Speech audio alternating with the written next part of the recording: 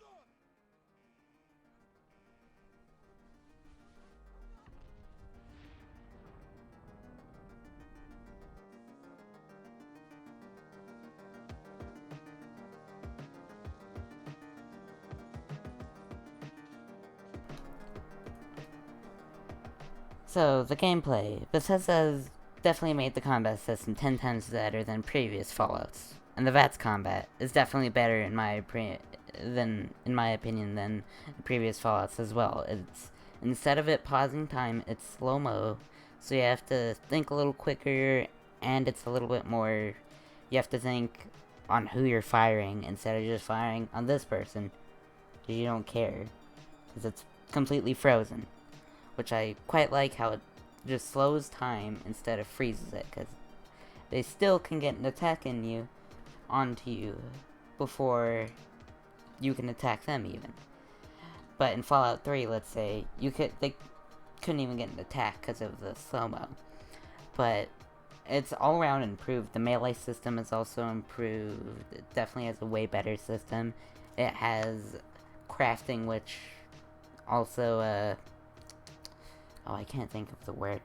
Dang it. Improves the system. And then the third-person combat is way, way better from the previous Fallouts. And Bethesda has just done an amazing job with the combat, in my personal opinion. It's definitely the best combat out of every Fallout. It's more energetic than all the other ones, more hectic than the other ones. I do quite like it. And okay, now we're gonna go to the final verdict.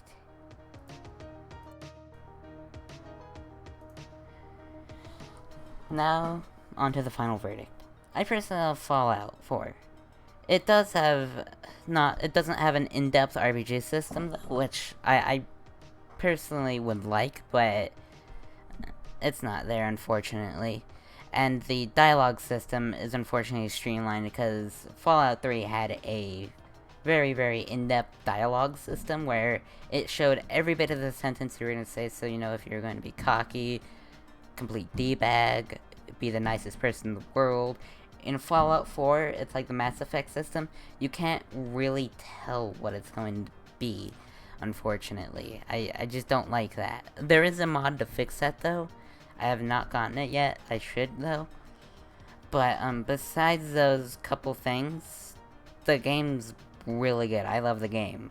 It's just an absolutely amazing game. I would recommend you get it, though. It is, besides all those other bad qualities about it, that it doesn't have, like, they took out features, basically, from Fallout.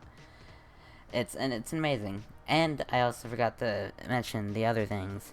It has a voice protagonist compared to the other Fallouts. You are a silent protagonist in the other Fallouts, and I actually really do like the voice acting. It gives the character some life. But I do understand, like, previously people that weren't liking the voice acting, because with the silent protagonist, you can imagine it as yourself, let's say, and put yourself kinda in his shoe, let's say, or like, it helps the role-playing a lot more, so I understand why they took out the role-playing aspect, because they put in voice acting, which, in my personal opinion, I would rather prefer the role-playing aspect over the voice acting, but that's just a guess, too, the voice acting thing. But I hope you guys enjoy this video. Don't forget to slap that like button with your ears, and don't forget to subscribe. Later.